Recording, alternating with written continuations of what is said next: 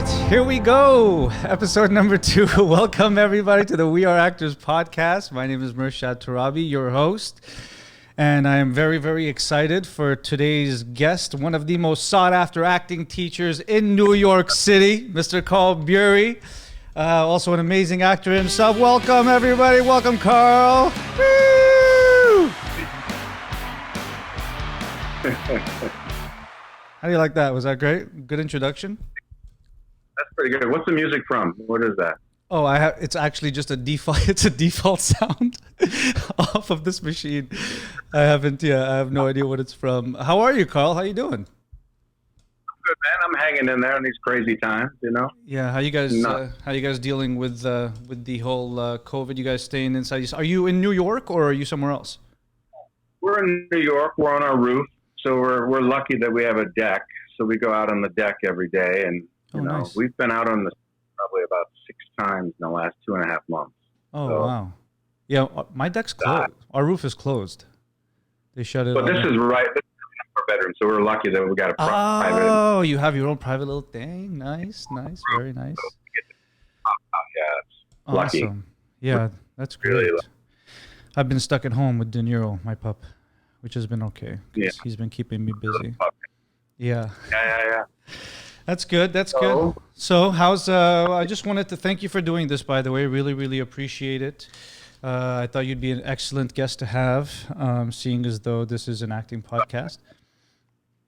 We'll see. Okay, well, let's start from the beginning. Where did you grow up, Karl, and how did you get into acting in the first place? Was it something you always wanted to do? Did you go to film school, or how did that work? I went to we'll work backwards. I went to a drama school. I got a master's of fine arts. Nice. But how I got there, I grew up on a farm in Ohio. Oh, wow. And I was going to be a farmer, and that changed. And then we used to go to the Stratford Festival in Canada when I was like 20. And I remember seeing a production of Richard III, and the lights bumped out and the music, you know, and we're in dark, and I was really scared and inspired. And I thought, the lights bumped up, and I'm like, whatever that guy's doing right there, I want to do that. But I don't know how, because I live in a farm in Ohio. I don't know how you get to play Richard III on a stage. So that's how that all started, and it's been a long journey to figure that out. So you went back to Ohio, and then what was the next step? So I used to do catalog modeling and commercials when I was young. Okay. And I had in Chicago, and I stood in line for an open call for a John Hughes movie. I don't know if you know who John Hughes is. Mm-mm. Breakfast Club, Pretty in Pink, Planes, Trains, and Automobiles. Movies from the 80s. You probably weren't born yet. Anyway, I stood in line. Make a long story slightly longer, I got a featured extra role in the movie.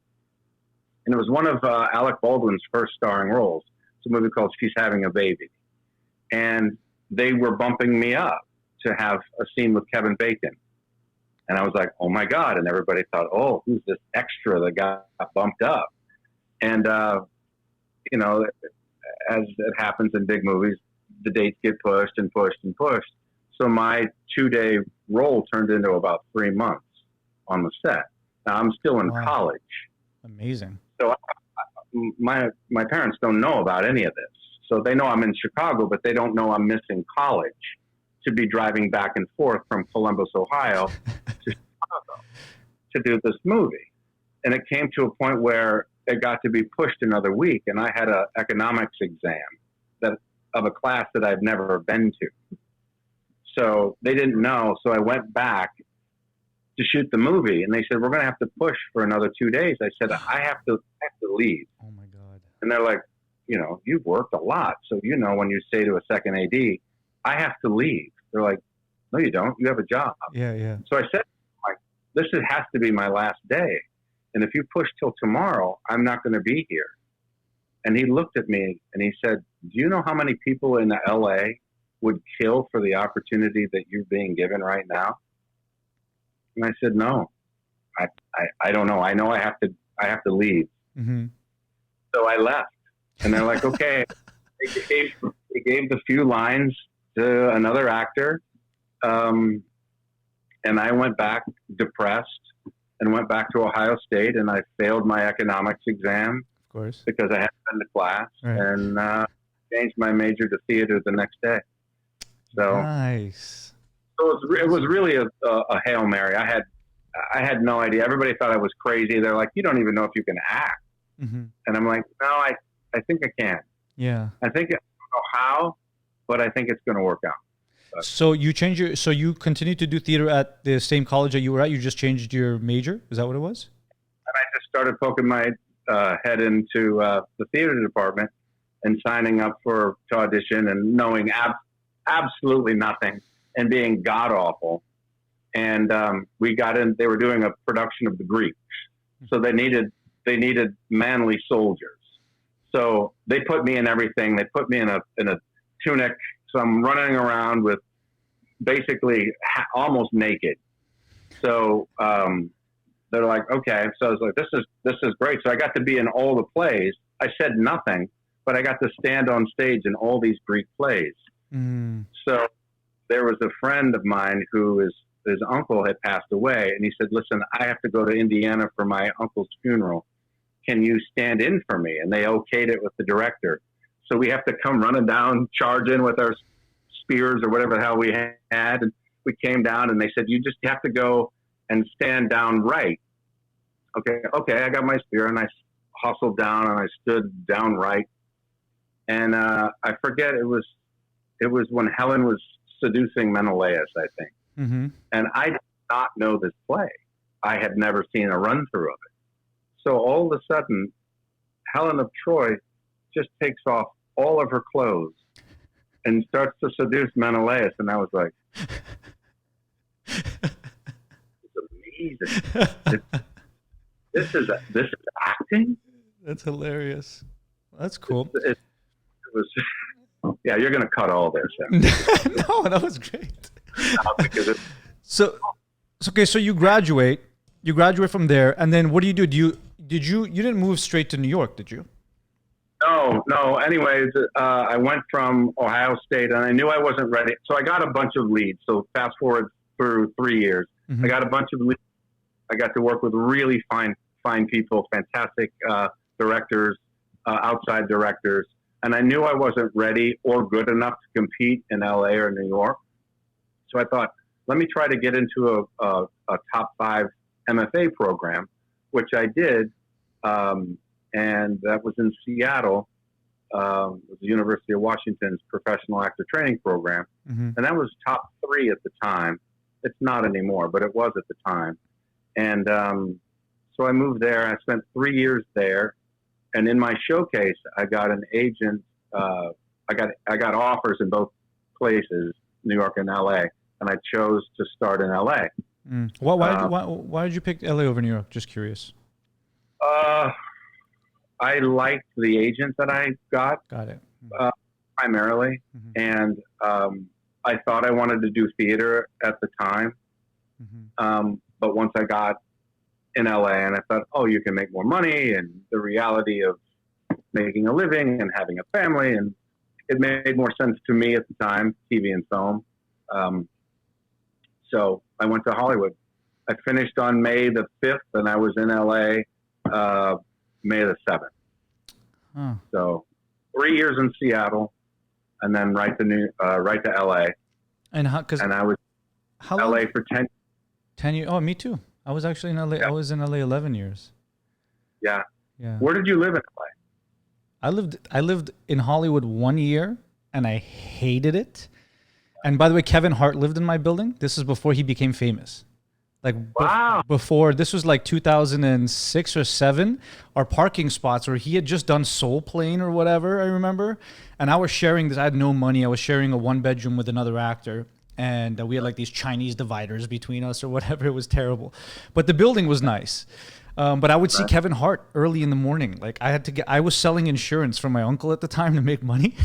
So I'd wake up like at 6 a.m., drive from Hollywood to the Valley, so I would beat the traffic because the traffic on the 405 and 101 was horrific. So I would wake up really, really early, to beat it. And then sometimes in the morning I would see Kevin Hart. I was like, what's this guy doing up so early? Like, he's a comedian, but he was always up early. It was really, really strange. I don't know where he was going or what he was doing, but this is ages ago before he blew up or whatever. But anyway, I lived in Hollywood for 1 year, hated it, couldn't stand it.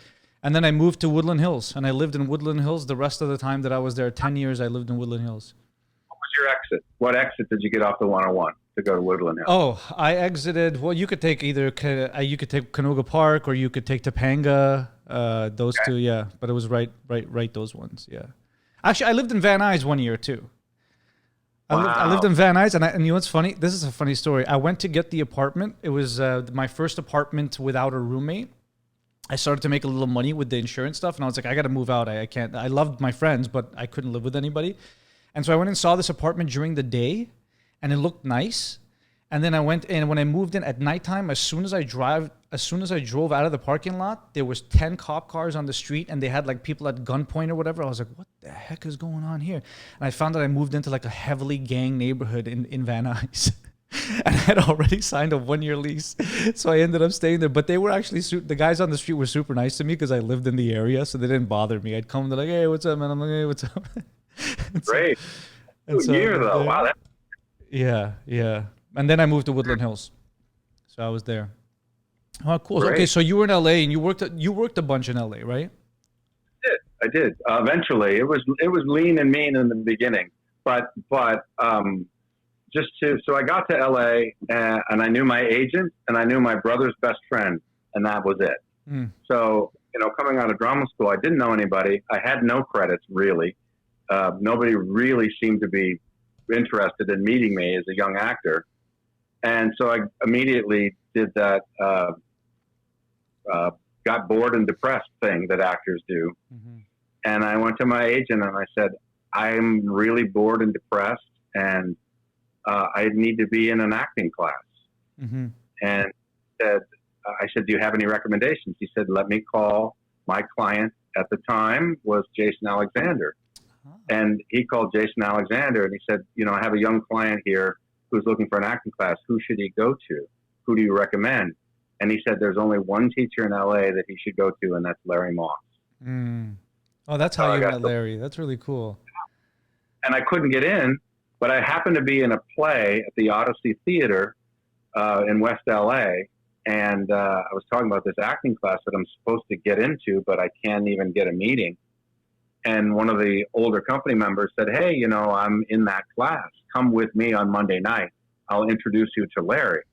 So it kind of got ahead of all the riffraff. I got through, the gatekeepers, shall we say. Yeah. And he said, I'd love to work with you. So I started that night.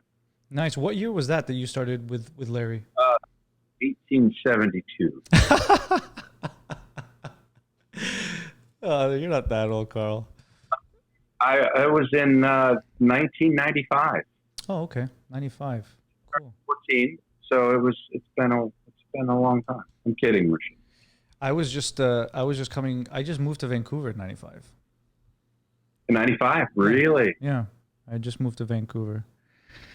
Oh yeah, so working with Larry, and then so you started working with Larry in LA. Hmm?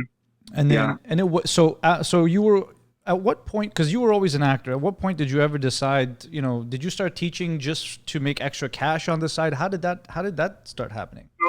So 10 years in LA, working, and then I thought, I might be done acting. It's a longer story, but I thought, well, before I quit acting, I better try New York, because real actors are from New York or they act in New York, and I've never had that New York experience because I went to LA. So I came here and, got lucky in that I had a bi-coastal agency that was pretty good.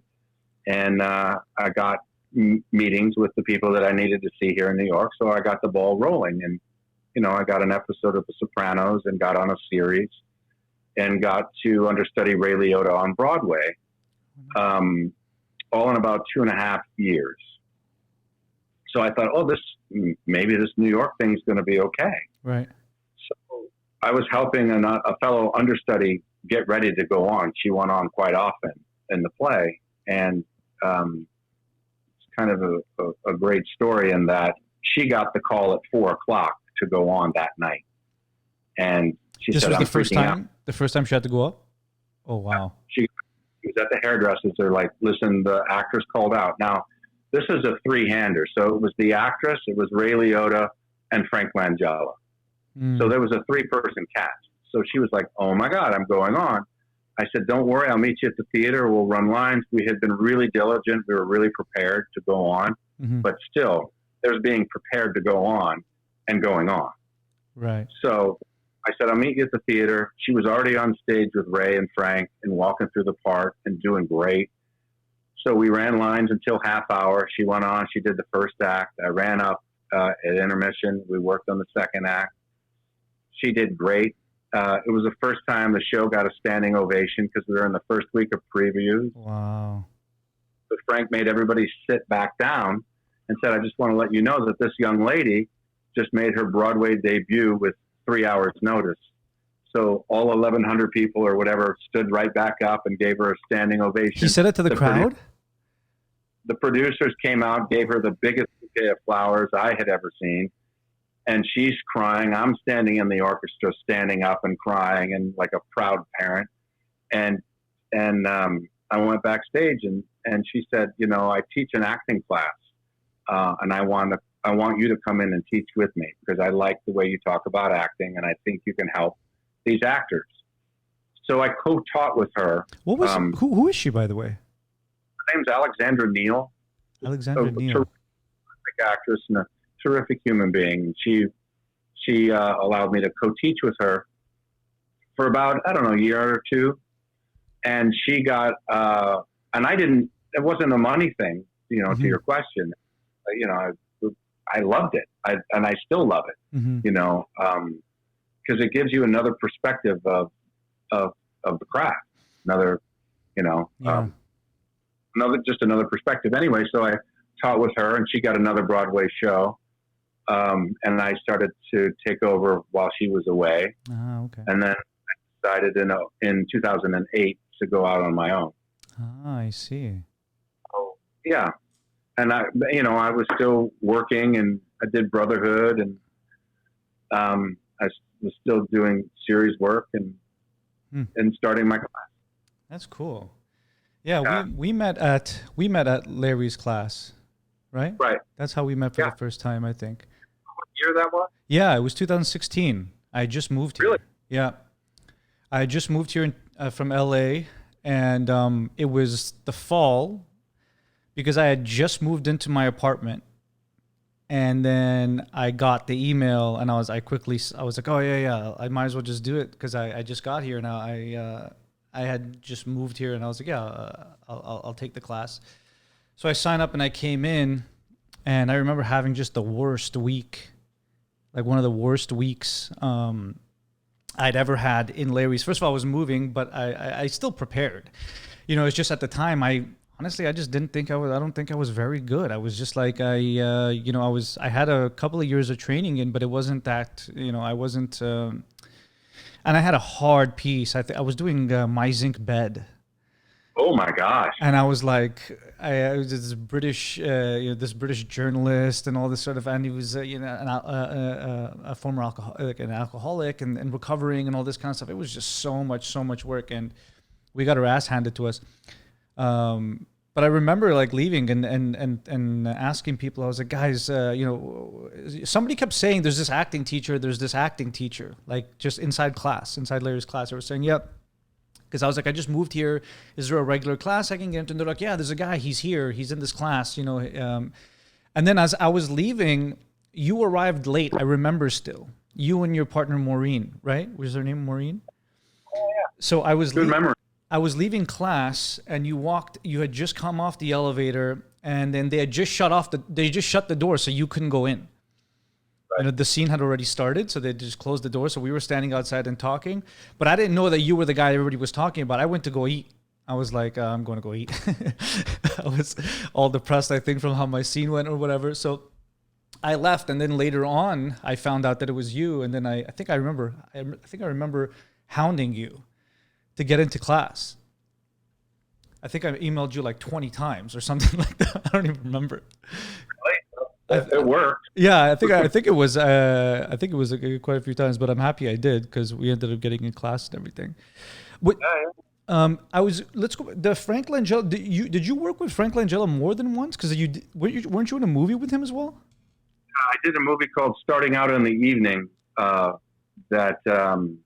was a very low budgeted movie. It was a great New York cast, and it went to Sundance. So that movie went into Sundance, and then I did another movie called Sugar, and we shot in the Dominican Republic, and that went into Sundance the following year. So I'm like, this is great, too, Yeah. But Frank was the lead in this movie. It's a very sweet movie, and he's just terrific, and he's hilarious and brilliant, and he gave me a lot of very, very sage advice. Oh, and we had a lot of laughs. Would you care to share some of that advice? What's something that he said to you that we can like a nice tidbit? One of my favorite things that he said is that whenever we would start a rehearsal, he would say, "Okay, let's take 10 minutes and shoot the shit."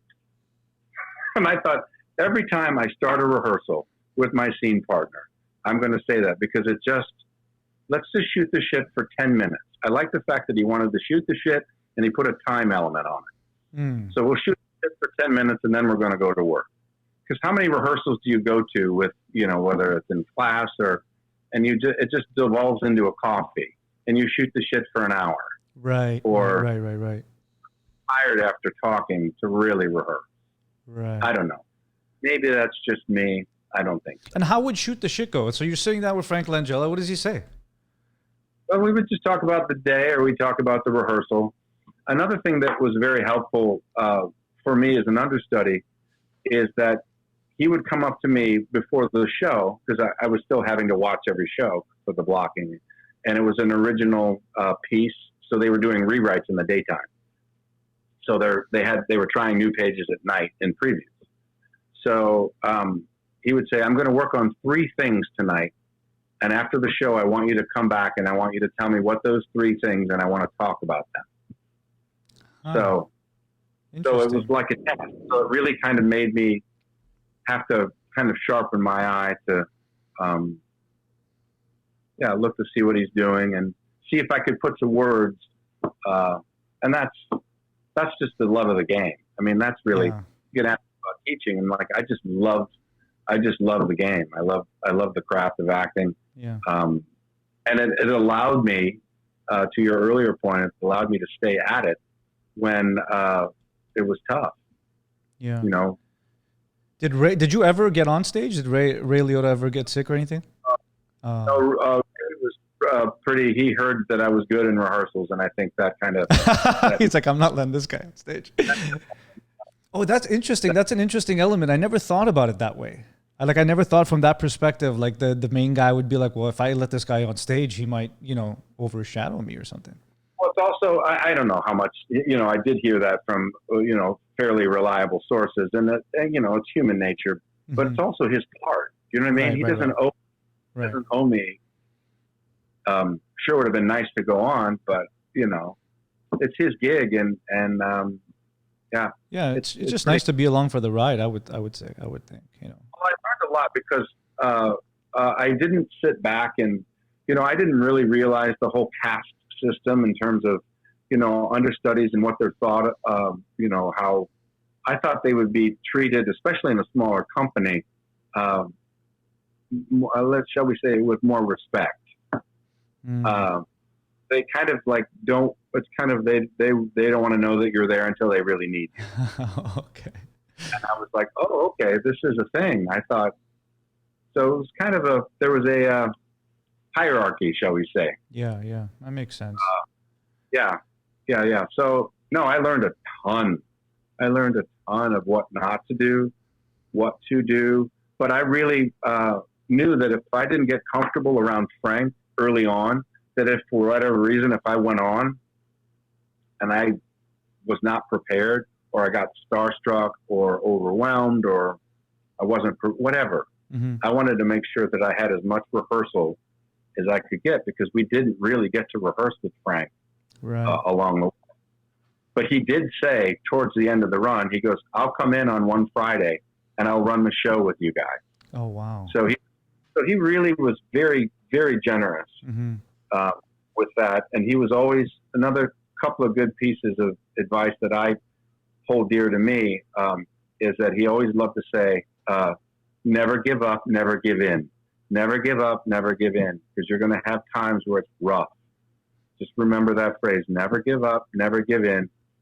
And he always liked to use the term about playing cards.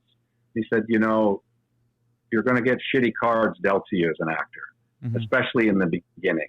He said, sometimes you only get twos. It only feels you get the lowest card in your hand. He goes, play those twos for all they're worth.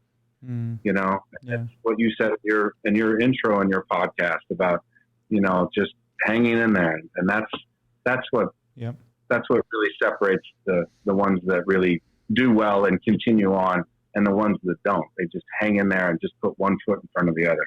Yeah. I think that's great advice. Did you, working on so much on film and TV, and also being in play situations, did you find the approach any different, like to the work? Like, did you rehearse differently? Did you get off book differently? Like, how do you approach both of those things? I mean, obviously with TV and film, there's a few other considerations. You don't have to, you want to be as still and as focused as possible, and you want to size your performance down to the camera and the microphone. And, from Larry talking so much about it, is you just adjust. But you can adjust down. It's hard to adjust up. Right. So if you have a TV film actor that's not used to using their body and their voice, and they're inflexible, they're in trouble. Right. So, I mean, I think once you're able to do theater, I think you can kind of size it down. And I know that's not popular among the TV and film teacher world, but that's what I believe. Do you believe you need the different do you think, so this is something that I've even wondered myself, even though I've been training for so long. Do you think the training we get in scene study class when we're working on plays, do you think it translates to film and TV? It can. It can. Because I find it hard, I feel like I've been training for and the theater training so much. Sometimes I'll get a ad copy and I feel like I just go totally in the wrong direction. You know what I mean? And it's just because I'm the way that, I don't know, just the way that my approach is. I mean, now I'm much better at it. This was before I understand how to make the adjustments now. And, right. I watch the shows now to see exactly what the shows are like and style of the show, you see the style of the show, and when I say it can help you, working on a Steve Zalian script or an Eric Roth script or a Frank Darabont script is very different than working on a Aaron Spelling script. So they're just different tools in the toolbox, as opposed to, I'm going to use this hammer for every, piece that I work on. Mm-hmm. So you're going to have different skill sets that are going to be necessary, but still acting. So it's acting enough to go, oh, what I do for Clifford Odets is different than what I need to do for Aaron Sorkin, or maybe not. Maybe not. Mm-hmm. So that's why we have to act all the time with as many different writers, types of writers, to figure that out. Yeah. Because ultimately, we're the ones that are going to have to figure it out.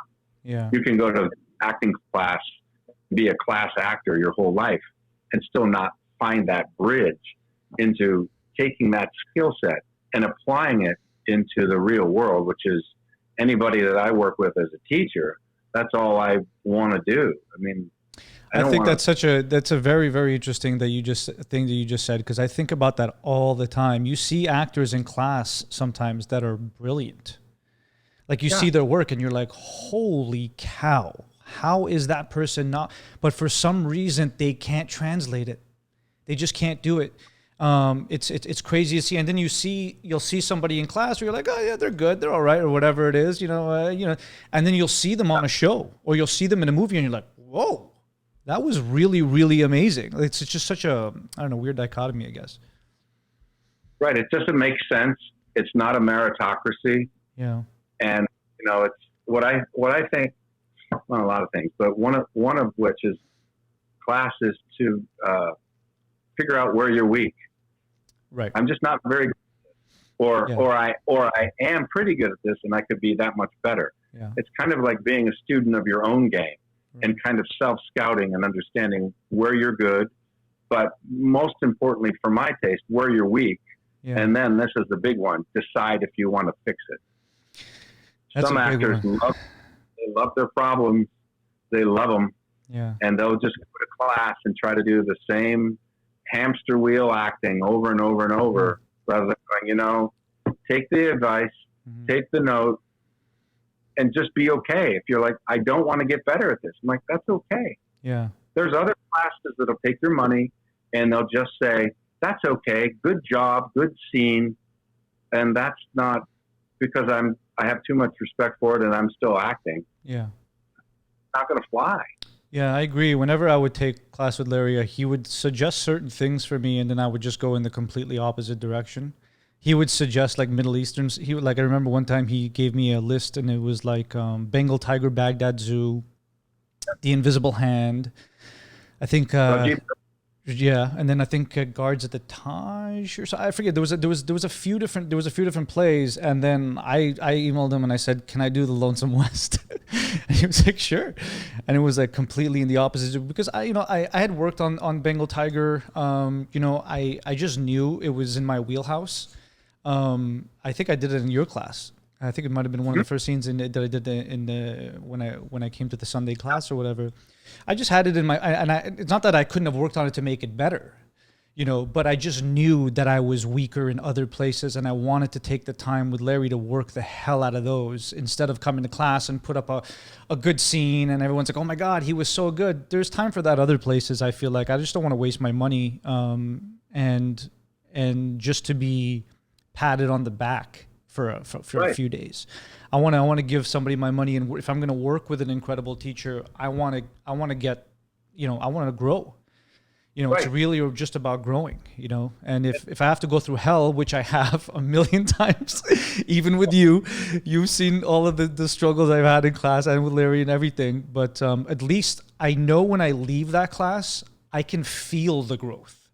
I don't know how to explain it, but you leave there and you're like, you just know you're a 10 times better actor than you were the week prior. You just can feel it, because it's just like, I don't know, it's almost like the experience kind of just goes inside you. And you just know, you're like, the next time I have to approach something like this, I'm 10 steps ahead of where I might not be amazing, but I know that I'm 10 steps better than I was last time, and that's good enough. Because then because 10 steps now, 10 steps later, 10 steps later, 2-3 years from there, you're 50, 60 steps ahead of the game, and you're just like, oh man, now you can play a bit. You can start to play, instead of worrying about the little details that you didn't know when you first started or whatever it was. So you will always have a great sense, Murshad, of knowing what kind of an actor that you want to be. And that's when I talk to an actor or a student or whatever, is what kind of an actor do you want to be? And if somebody says, I want to be a series regular on the next whatever, Steven Soderbergh, great, that's fantastic. Well, that's a terrible example, because I think any good actor would want that. Yeah. But just say a regular industrial strength television show. I want to do the 23 episodes or the 22 episodes, and I don't care how good the writing is. I just want a job. I want to, and I don't care about theater. I don't want to do Martin McDonough. I don't want to do the new Connor McPherson or you picked your current writer, Stephen Belber, your current writer. I want to, and that's fine. What kind of an actor do you want to be? It's one of the most important questions. Mm-hmm. But if you're afflicted, is what I would say. If you're afflicted and you're like, but I want to work on plays. Right. It's like, okay, well, you're really barking up a big tree. Yeah. So get in the class and get your work boots on, because you're gonna. It's a lot of work. It's a lot of work. It's payoff.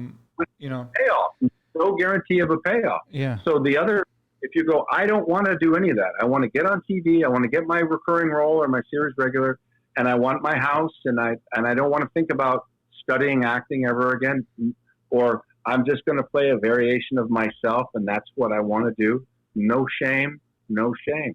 Mm-hmm. I got no judgment on that. It's just knowing what kind of an actor you are. Yeah. I don't know. I've always just wanted to be able to widen. I just wanted to be able to widen what I just grow in ways of playing different parts that I wouldn't normally even be thought for. But you might though, and that's what you're hopefully. saying. I mean, that's the goal. That's the goal for eventually for that to happen. But yeah, I mean, it is hard. Like Middle Eastern guy. I don't want to be. Yeah, I can do it. I'll do it. You know. Yeah. But I want to be from Belfast. I want to. Right. It's challenging. Yeah, it is. It's challenging. Yeah, it really is. Well, I'm happy we're talking about this because there's actually a question that was sent in that I wanted to ask you. I think we kind of answered it, but not really.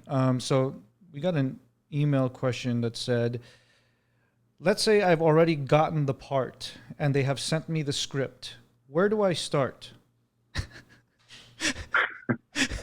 It's an interesting question. I mean, I know it's a long-winded question, but it is kind of interesting. Where do they start? Like, what do you do, Karl? Well, let's say you've gotten the part, they send you the sides. Yeah, you get the job after when you get done with your panic attack or before. Right after you have your panic attack, you're sitting down with the script. Do you take a pen and take notes? Do you take a Sharpie? Like, what exactly do you do? Well, I think I take about 3 or 4 big, deep breaths Mm-hmm. and just watch how fast I want to get right to a result. And for me, I have to figure out how I can slow down and just go kind of on a fact-finding mission and slowly write down. Mission. I like that. I'm going to write that down. So the whole thing is a fact-finding mission.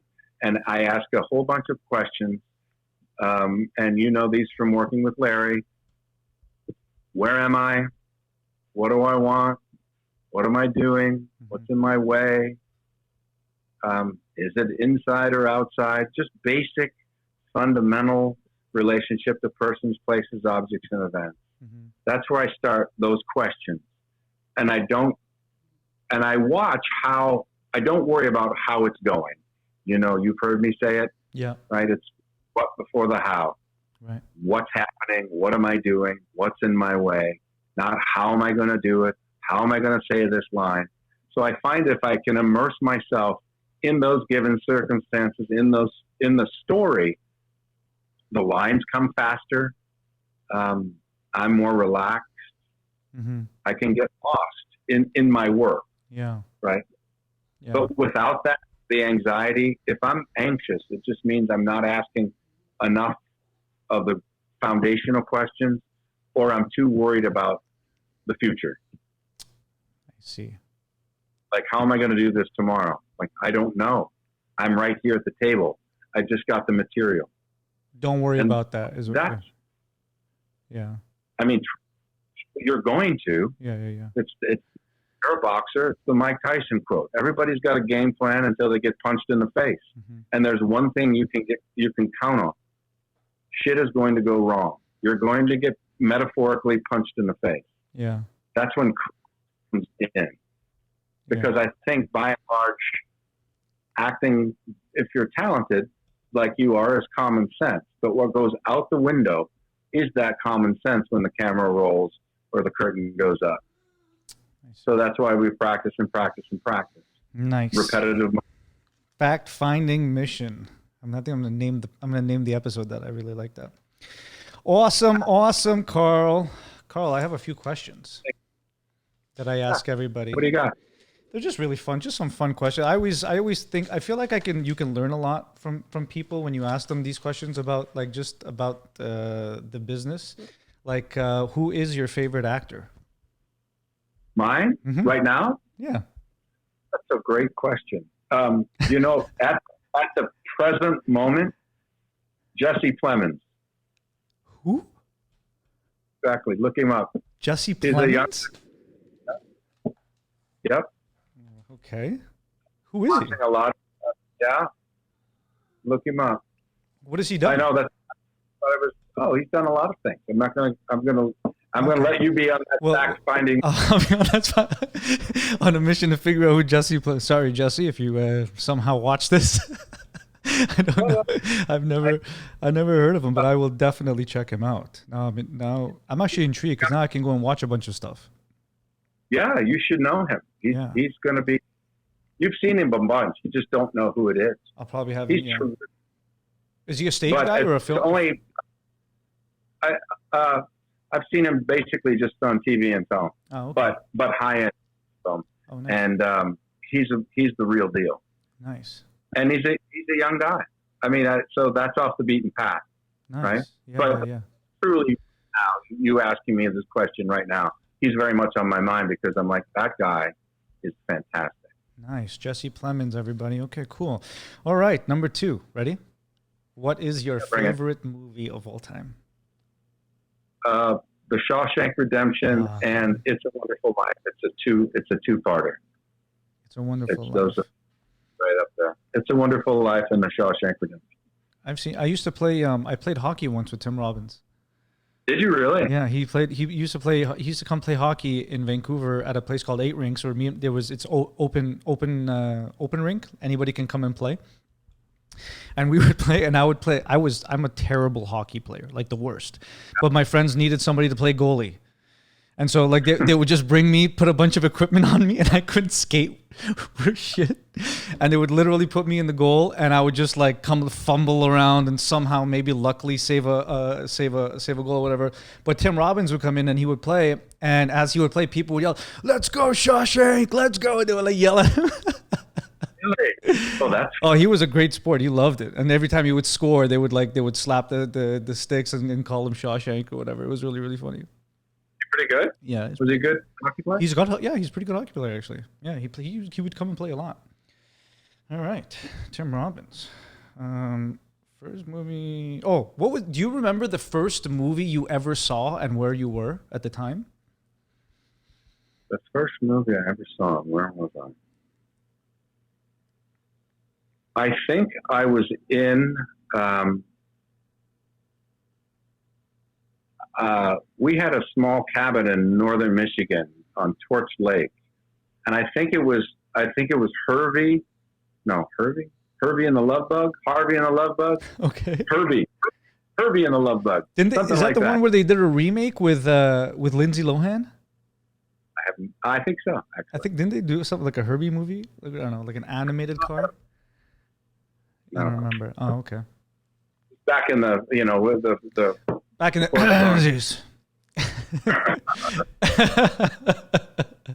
Cool, Herbie and the Love Bug. Okay, next question. Let's see. Sad bit of right there, isn't it? Traverse City, Michigan is where I was. Traverse City, Michigan. I don't know where that is. I know. Northern Michigan. Northern Michigan. This is a cool question, actually. I don't know this about you. If you weren't If you weren't acting, what would you be doing? Let's say other than teaching acting. Right now? Yeah. If I wasn't an actor, I'd probably be a farmer. Nice. I want to be a farmer. I've told you I want to be a shepherd. I've told you this multiple times. That's just your joke. That's your standard joke. I want to have a ranch one day with animals on it. Yeah. I think it'd be. I grew up. I loved it. Yeah. I loved it. In Iran, I spent a lot of time in the village where my parents grew up, around a lot of animals. It was awesome. Beautiful, isn't it? So it's peaceful. Nice. Peaceful. Yeah. Even cleaning up cow crap can be nice and therapeutic sometimes out there by yourself. I'm doing that right now. Alrighty. Last question. Oh, this is a good one. I like this one.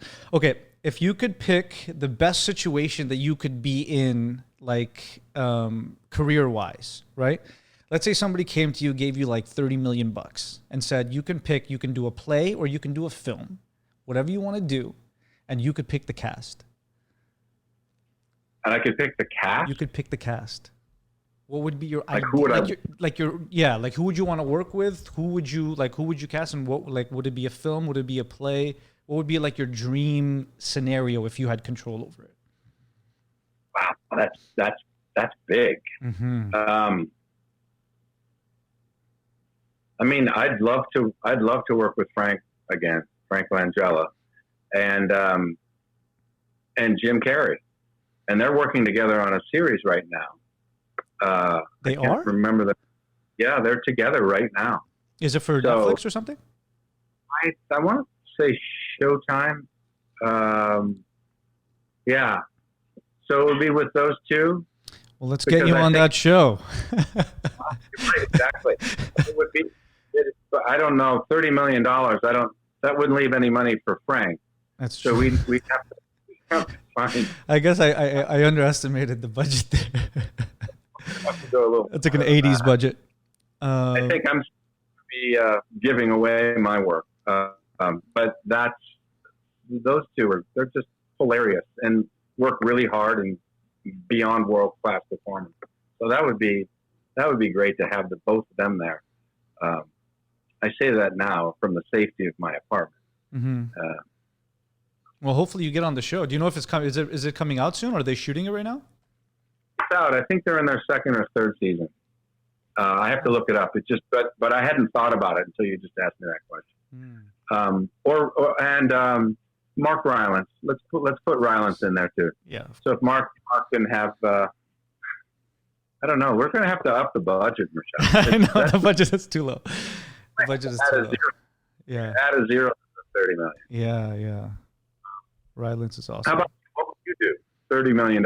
Who would you want to work? I think when I was during the last podcast, I was talking to my friend Franco, and I think I said I would definitely do a play. If I was able to, yeah. If I was able to get the people that I wanted, I would definitely do a play. That's interesting. What play do you want to do? I have no idea, but I mean, I definitely want to be on stage with like Meryl Streep. Hoffman is gone, but I would have loved to have Hoffman on there. Like, I don't know, just go and get like, I don't know. Well, Dustin's still Phil's gone, but Dustin's still around. That's true. Dustin. Which Hoffman do you want? Yeah, Philip Seymour Hoffman. Yeah, of course. Yeah. But yeah, I don't know. But I think it would definitely be a play. Wouldn't it be nice to do a play with Meryl Streep? I mean, holy crap. I would love to have coffee with Meryl. I know. You can't go wrong. But a play, you could easily have said a movie. That's interesting that you said a play with Meryl. Honestly, as time goes on, I feel like I almost like would rather just exclusively do plays as an actor. To be quite honest with you, I've been getting this. Too. I've just been getting this feeling lately. It's just been. When when these sides come in for these TV shows, like I just want to blow my brains out. Like I look at them and I'm just like, okay, here we go. Just turn the camera on. It's it's almost like, but when I read a play, I'm just like mesmerized. I'm just so taken by everything. Like I like if I miss when I'm reading a play, if my mind goes somewhere else and I miss a line, I go back. I'm like, I don't even want to miss that line because I know it's probably going to be important. Or it might be important to some other part in the play. Like I just want to and then so I did Italian American in October before everything shut down. And I got to tell you, it was the most exhilarating, but also the most frightening thing that I've ever done in my entire life. I remember the day that the first preview we had, I was hiding up in the sound booth because that's where I had to start. Everybody else got to be backstage and they were all prepping, but I had to go and hide in a tiny little sound booth up at the top of where the seats were, because there was nowhere else that I could enter to come through the audience. Because Aldo comes out and he does this whole speech to the audience and he engages the audience. So I had to go and I'm kneeling down like this because if I go above too much, people can see me coming up the stairs and filling the audience up. So I'm literally kneeling backstage like this. The stage manager is right beside me. I'm making sure, I'm like, okay, do I have my quarter? Okay, I got to give a quarter to somebody. Where's my rose? Get my rose. I'm putting the rose over here. I'm doing all this. I'm kneeling down in a suit. I'm trying to breathe. I'm trying to relax. And you can hear chatter. Everybody in the audience is just chit-chatting, sitting. Oh, I wonder what's this happening. Oh, blah, blah, blah. And then you can hear it. And now I'm slowly looking over the booth because I have to pick out people in the audience that I'm going to engage. And I have to do it in that moment because I don't know who's going to come and where they're sitting. We don't plan that out. So now I'm looking for a couple. Hopefully there's a couple seated by the aisle so I don't have to walk into an aisle. And luckily, every single night there was. Like, luckily for me, there was a couple sitting in the aisle every single night. And there was somebody. And then some nights, like, my friends would call, would be like, hey, somebody in the cast would call and say, hey, my dad's coming to the show tonight. Get on him about his shirt. You know, there's a part where it's like, where you, I only wear, polyester and whatever the line that Aldo has. And so I would go up to people's dads or people in the cast's friends or whatever it was. If their boyfriend was in the audience, I would go up to them and bug them those nights. But yeah, I had to do all of that, and it was frightening every night. But after the second or third or fourth time, it just became something I was looking forward to every night. And then just the feeling of getting up every day and getting on the train and going to a theater and then doing a show. And then you leave the show and you go and you hang out with people after the show and they're like, dude, you just did this show. How does it, like, they were like, I never thought of it that way, but people were like, did you realize that just like an hour ago you were on a stage just doing this big thing? And I was like, I don't know. I'm not having a beer now or whatever. And we don't really think about that as actors, but people come, they see your show and they're like, whoa, look at this show. And then we just go out after and we're like having a beer and then we just go back and do it all the next day. You know, it's, I don't know. There's something about that that's real. Well, you're talking about being a real actor, and that's fantastic. And that's absolutely right. And that's what got me into it. That's what turns you on to it. And keeps us at it. I mean, it's going after that next part to work on, and that's what. And what do you do when that's not happening? You go to a good class, or you get a group together, or you read plays, or you act. It's some of the best work that I've ever done. You've heard this old joke that I've done it in front of tens of people. There's other there's stuff that have been out into the world for decades, but I still think of the work that I've done in Larry's class in Santa Monica back in the day. It's still some of the best work that I've ever done. Mm-hmm. And it was live and it's gone. Yeah, it's gone. Whoever was in that room, and that's the beauty of and that's real acting to me. That's acting at its purest sense. And I think real actors totally are moved by what you just said, because it's why we do this. I totally agree. Yeah. It's because nobody can yell cut. Yeah.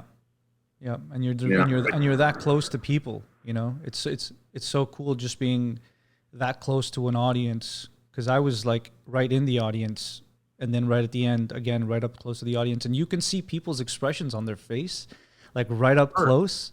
And that was also something that just felt, really, really cool. But yeah, I'd like to experience that again. Oh, and with that,